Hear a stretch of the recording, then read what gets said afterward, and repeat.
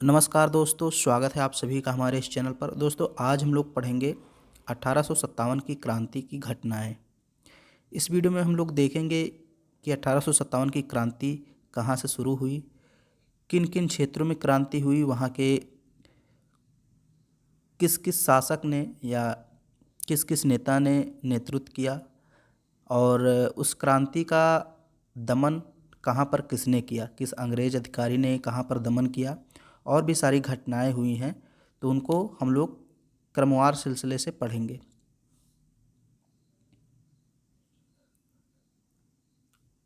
सबसे पहले हम लोग बात करते हैं 1857 की क्रांति की। तो शुरुआत इसकी कहाँ पे होती है? मेरठ में होती है। 29 मार्च 1857 को चर्बी लगे कारतूस का विरोध 34वीं रेजिमेंट बैरकपुर छावनी के सैनिक मंगल पांडे ने किया। तो क्वेश्चन आपसे यहीं से बन सकता है, यहीं से पूछा जा सकता है कि जो मंगल पांडे थे वो किस रेजिमेंट से थे, किस रेजिमेंट से थे। तो आपको बताना है 34वीं रेजिमेंट बैरकपुर छावनी, वहाँ के सैनिक थे मंगल पांडे। और उन्होंने विद्रोह कब किया? 29 मार्च 1857 को।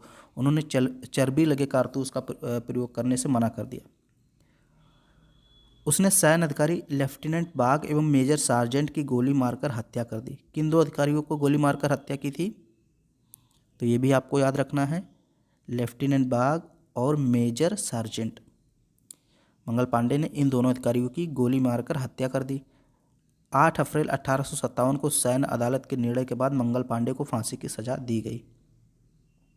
अब देखिए, एनसीईआरटी में बताया जाता है कि 29 मार्च 1857 को ही इनको फांसी दे दी गई थी, लेकिन अलग अलग बुकों में बताया जाता है कि 8 अप्रैल 1857 को दी गई थी। तो ये ज़्यादा मान्य है। फिर भी आप इस तारीख को भी ध्यान में रखिए। एनसीईआरटी वाली तारीख जो है 29 मार्च 1857 को, जब उन्होंने विद्रोह किया था, कहा जाता है उसी दिन उनको फांसी दे दी गई थी। कहीं कहीं लिखा होता है 8 अप्रैल को। तो दोनों तारीख आपको याद रखनी है। और ये याद रखना है किसकी हत्या की थी? लेफ्टिनेंट बाग, मेजर सार्जेंट, 34वीं रेजिमेंट बैरकपुर छावनी के सैनिक थे। फिर देखिए, 24 अप्रैल को मेरठ के 85 सैनिकों ने इन कारतूसों का प्रयोग करने से इनकार कर दिया। अभी देखिए, 8 अप्रैल की घटना हुई, उसके 16 दिन बाद मेरठ के 85 सैनिकों ने मना कर दिया कि हम इस कारतूस का प्रयोग नहीं करेंगे, क्योंकि इसमें गाय और सूअर की चर्बी लगी है। उन सैनिकों को 10 वर्ष का कारावास दिया गया। यानी कि जिन सैनिकों ने मना किया था, 85 सैनिकों ने, उनको 10 वर्ष का कारावास दिया गया। और 9 मई 1857 को इन दंडित सैनिकों को परेड के समय पूरी रेजिमेंट के सामने अपमानित किया गया। इससे सैनिक उत्तेजित हो गए और 10 मई 1857 को तीसरी कैवलरी ने विद्रोह कर दिया और क्रांति की शुरुआत हो गई। तो देखिए, यहाँ इसको थोड़ा सा समझ लीजिए। 24 अप्रैल 1857 का दिन था, और हुआ क्या? 85 सैनिकों ने मना कर दिया मेरठ के कि हम इस कारतूस का प्रयोग नहीं करेंगे। तो जो अधिकारी थे, ब्रिटिश अधिकारी थे, उन्होंने उन सैनिकों को दंड दे दिया, 10 वर्ष का कारावास सुना दिया। फिर क्या किया? 9 मई 1857 को इन दंडित किए गए सैनिकों को परेड के समय पूरी रेजिमेंट के सामने लाया गया और अपमानित किया गया। जंजीरों में बांधकर उनको लाया गया था। तो जो उनके साथी सैनिक थे वे उत्तेजित हो गए, गुस्से में आ गए।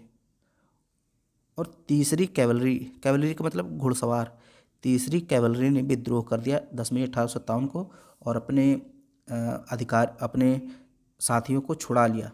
जो बंदी थे उनको छुड़ा लिया और क्रांति की शुरुआत हो गई। वहाँ पे जो भी अधिकारी थे उनको गोली मार दिया गया। अब मेरठ से सिपाही या सैनिक कहाँ चलेंगे? दिल्ली। जो विद्रोही सैनिक थे, वो अब कहाँ चलेंगे? दिल्ली, क्योंकि मेरठ के पास ही दिल्ली है लगभग।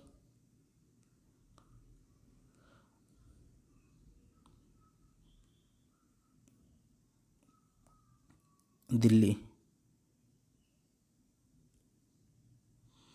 मेरठ के सैनिकों ने 12 मई 1857 को दिल्ली पर अधिकार कर लिया। यानी जो मेरठ में सैनिक ने विद्रोह किया था, वही सैनिक दिल्ली चले गए और 12 मई 1857 को उन्होंने दिल्ली पर अधिकार कर लिया।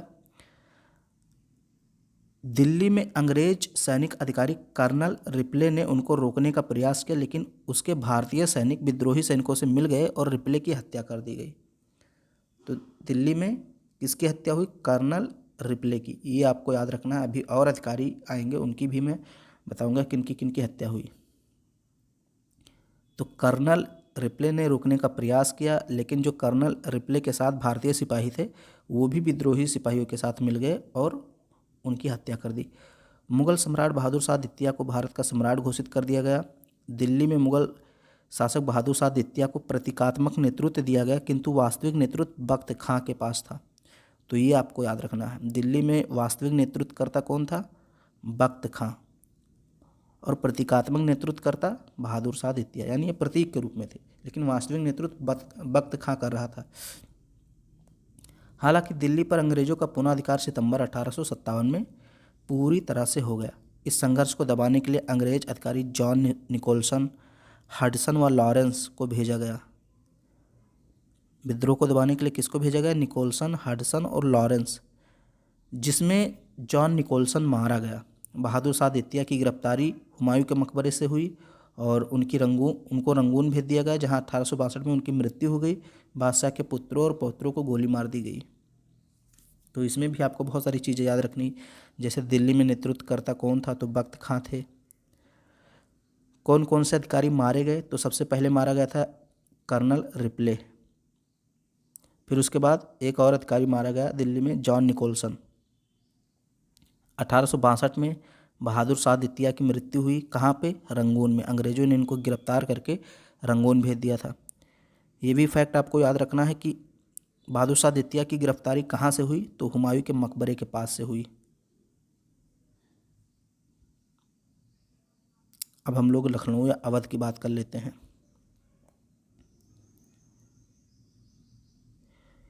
अवध में 31 मई को विद्रोह विभिन्न क्षेत्रों में फैल गया। देखिए 3 मई को भी विद्रोह हुआ था अवध में, लेकिन उसको दबा दिया गया था। फिर 31 मई को विद्रोह हुआ लखनऊ में, यानी अवध में, पूरे अवध में विभिन्न क्षेत्रों में फैल गया। विद्रोहियों ने वाजिद अली शाह के पुत्र बिरजिश कद्र को नवाब घोषित कर दिया और प्रशासन का संचालन बेगम हजरत महल को सौंपा। तो अवध का चूंकि विलय कर लिया था 1856 में, इसी कारण से अवध के जो सैनिक थे वो काफ़ी गुस्से में थे और उन्होंने वाजिद अली शाह जो अवध के नवाब थे, जिनको कलकत्ता भेज दिया गया था अधिग्रहण के बाद, उनके पुत्र बिरजिश कद्र को नवाब घोषित कर दिया विद्रोहियों ने। और प्रशासन का संचालन कौन चलाएगा? बेगम हजरत महल, उनको सौंप दिया। बेगम ने अत्यंत वीरता से विद्रोह का नेतृत्व किया और अनेक स्थानों पर अंग्रेजों को परास्त भी किया। 20 जून 1857 को अंग्रेजी सेना परास्त हुई और तालुकदारों ने अपनी जागीरों पर कब्जा कर लिया। 30 जून को विद्रोहियों ने रेजिडेंसी को घेर लिया। अब ये चीज़ आपको याद रखनी है। देखिए रेजिडेंसी को कब घेरा? 30 जून 1857 को। और 4 जुलाई को एक भीषण आक्रमण कर दिया रेजिडेंसी पर, जिसमें chief commissioner Henry Lawrence Lucknow में ब्रिटिश रेजिडेंसी की रक्षा करते हुए मारा गया। तो आपको ये याद रखना है, लखनऊ में सबसे पहले कौन मारा गया? Chief commissioner Henry Lawrence residency की रक्षा करते हुए मारा गया 4 जुलाई 1857 को। फिर नवंबर 1857 में प्रधान सेनापति कैंपेबल तथा गोरखा सेना के आने से मार्च 1858 ईस्वी में अंग्रेजों ने लखनऊ पर अधिकार कर लिया। तो अंग्रेजों ने लखनऊ पर पुनः अधिकार कब किया? मार्च 1858 में, जब गोरखा सेनाएं आ गईं सेनापति कैंपेबल के नेतृत्व में। तात्या टोपे के नेतृत्व में चिनहट के पास अंग्रेजी सेना को हराया गया और हैवलॉक मारा गया। कालांतर में कर्नल नील भी लखनऊ में मारा गया। तो देखिए अब यहाँ भी आपको याद रखना है कौन कौन से अधिकारी लखनऊ में मारे गए। सबसे पहले तो मारा गया हेनरी लॉरेंस, ब्रिटिश रेजिडेंसी की रक्षा करते हुए। फिर दूसरा अधिकारी था हैवलॉक, इसको तात्या टोपे के नेतृत्व में मारा गया चिनहट के पास। और तीसरा अधिकारी था कर्नल नील, ये भी मारा जाता है विद्रोह के दमन करने के सिलसिले में। तो 3 अधिकारी मारे गए। दिल्ली में मैंने बताया था 2, एक रिप्ले और एक निकोलसन, और यहाँ 3 हेनरी, हैवलॉक, कर्नल नील। तो ये चीज़ आपको याद रखनी है। अब हम लोग कानपुर की बात करते हैं। कानपुर में 5 जून 1857 को भारतीय सैनिकों ने विद्रोह कर दिया। उन्होंने नाना साहब का वास्तविक नाम था धोंधू पंत, उनको अपना नेता चुना और उनको पेशवा घोषित कर दिया। पेशवा की सहायता तात्या टोपे ने की, जिनका असली नाम रामचंद्र पांडुरंग था। दिसंबर 1857 में कैंपबेल ने कानपुर पर फिर से अधिकार कर लिया और नाना साहब अंत में नेपाल चले गए। तो यहाँ भी आपको याद रखना है कि नेतृत्वकर्ता कौन था। तो दो लोग थे कानपुर से, एक नाना साहब जिनका वास्तविक नाम धोंधूपंत था और दूसरा था तात्या टोपे। दूसरा नाम क्या था? तात्या टोपे, जो कि रामचंद्र पांडुरंग के नाम से भी जाने जाते थे। तो इन्होंने 5 जून 1857 में कानपुर छावनी में विद्रोह किया, लेकिन दिसंबर 1857 में कैंपबेल ने, जिसने लखनऊ में दमन किया था, उसी ने कानपुर में भी दमन किया।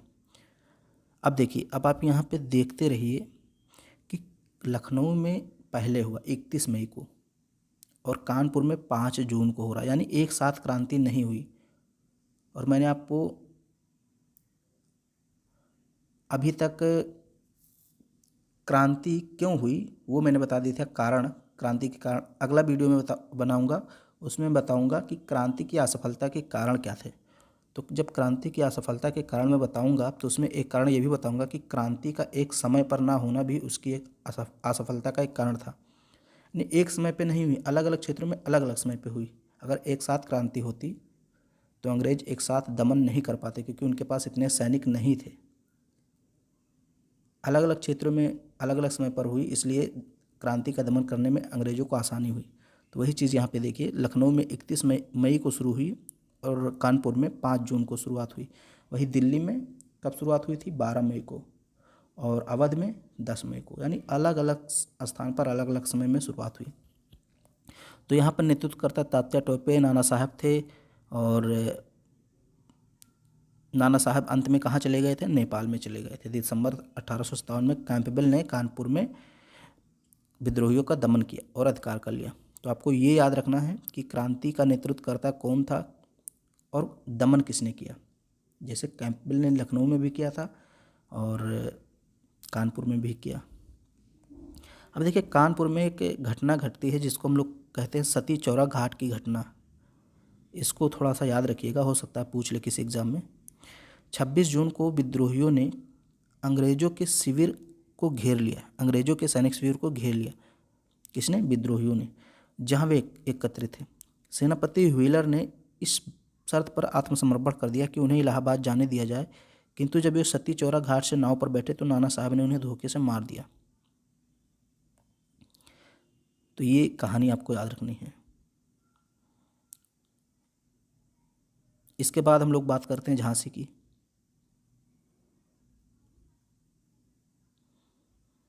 6 जून को, अब देखिए 5 जून को कानपुर, 6 जून को झांसी, यहाँ भी अलग डेट में हुआ। 6 जून को सैनिकों ने झांसी में विद्रोह कर दिया। रानी लक्ष्मीबाई और तात्या टोपे ने अंग्रेजी सेना का सामना किया, लेकिन 3 अप्रैल 1858 को ह्यूरोज ने झांसी पर अधिकार कर लिया।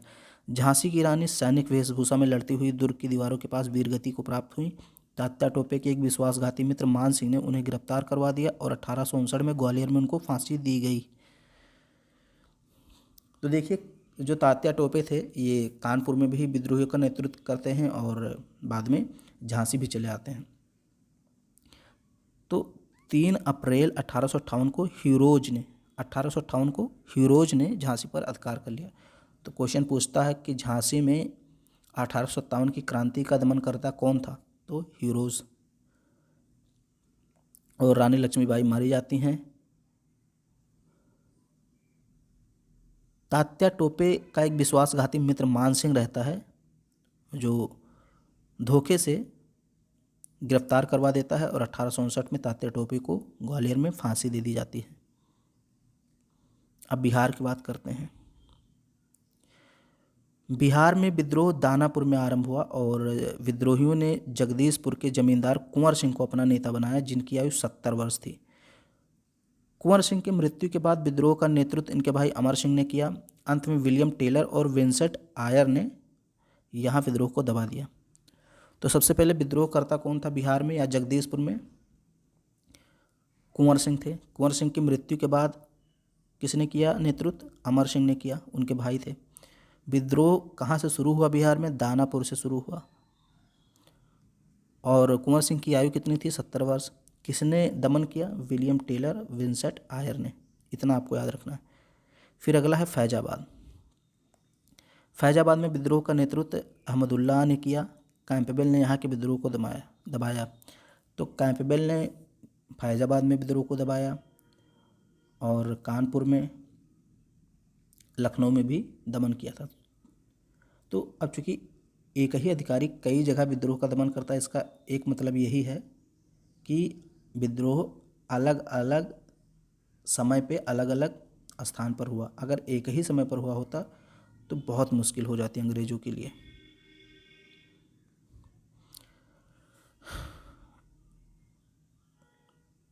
फिर इसके बाद देखिए इलाहाबाद में जून के प्रारंभ में विद्रोह हुआ, जिसका कमान मौलवी लियाकत अली ने संभाला। अंत में जनरल नील ने यहाँ विद्रोह को दबा दिया। विद्रोह के दौरान तत्कालीन गवर्नर लॉर्ड कैनिंग ने इलाहाबाद को आपातकालीन मुख्यालय बनाया था। तो यहाँ भी आपको याद रखना। इसके अलावा बरेली में खान बहादुर खान ने, राजस्थान में जयदयाल और हरदयाल ने, असम में मनीराम दत्त ने, उड़ीसा में राजकुमार सुरेंद्र शाही ने विद्रोहियों का नेतृत्व किया। ये आपको याद रखना है। तो ये कुछ घटनाएं थी 1857 की क्रांति की, जहाँ से प्रश्न अक्सर पूछ लिए जाते हैं, चाहे आप यूजीसी नेट जीआरएफ का एग्ज़ाम दे रहे हों या फिर अन्य किसी प्रतियोगी परीक्षा की तैयारी करें, तो भी यहाँ से क्वेश्चन पूछे जा सकते हैं। मैंने यहाँ पे जो भी इम्पोर्टेंट फैक्ट थे उनको शामिल किया है। अगले वीडियो में हम लोग बात करेंगे कि 1857 की क्रांति असफल क्यों हुई। फिर उसके बाद हम कुछ और बात करेंगे, जैसे 1857 की क्रांति के परिणाम या प्रभाव क्या हुए और उसका स्वरूप कैसा था। उन सारी चीज़ों पर हम लोग बात करेंगे एक एक करके। तो अगर ये वीडियो आपको पसंद आ रहा है तो उसको लाइक कर दीजिए, शेयर कर दीजिए और चैनल पर पहली बार आए हैं तो चैनल को सब्सक्राइब भी कर लीजिए।